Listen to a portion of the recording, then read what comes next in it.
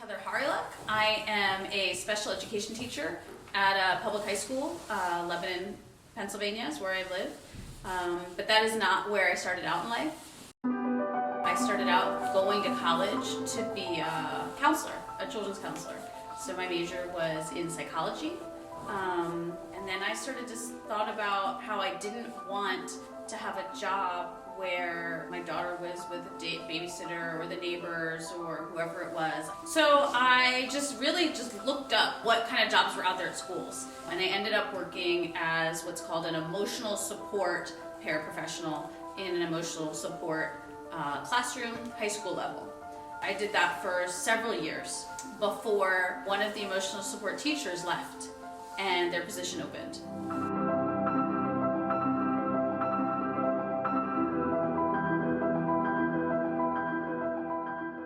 So it was actually, when I looked into it the first time, really complicated. Pennsylvania was probably one of the hardest states to become a special education teacher in because you needed to have a dual degree.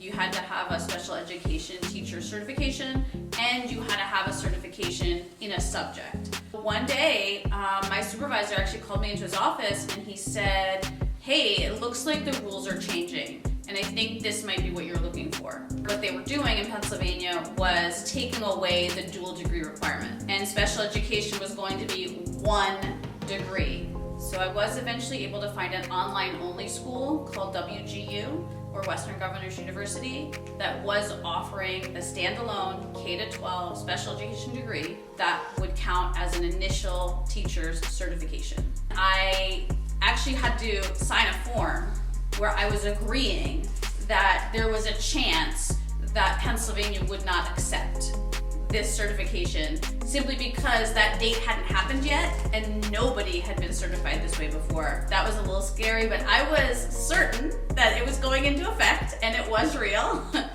So I signed on. Online school was different than going to school like in person in college, certainly. I was still working as a paraprofessional at the high school. I would have to come home, I'd have to complete assignments, write papers, stay up late, working on stuff because I still had my daughter at home. I had a mentor, is what they called it, who made sure I was on track, getting things completed on time, helping me with any problems. And then I had to do fake lessons where I was like pretending to be a teacher over Zoom for like an audience. That was like to get me prepared for eventually doing student teaching. So because my degree is special education K-12, I had to do a split placement. I was at an elementary school for part of that, and then I was able to split it with where I already was at the high school for emotional support high school teacher. So I started out student teaching at an elementary school. The way that was structured is it was a pull-out program, so we worked with 2nd, 3rd, 4th, and 5th grade. Eventually, a little bit at a time, I started taking over the classroom to the point where for 2 weeks, I was the sole teacher, planning the lessons, planning the instruction, teaching, and grading. And then I did the same thing at the high school level after that. Once I was done with that, the school I already worked at as a paraprofessional knew I was going through the program and knew I wanted to be a teacher. So I didn't have to interview again. They just offered me the job straight up.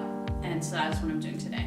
I am honestly thrilled that I went back to school. I tell everyone it is never too late to go back to school. It is never too late to change your life. This is the job I wanted. It took me a while to get there. It was a struggle at times, going back to school as an adult and figuring things out, but I am so happy. I've been doing this job since 2023 now. I wouldn't change it. I could see myself doing this for another 10 years.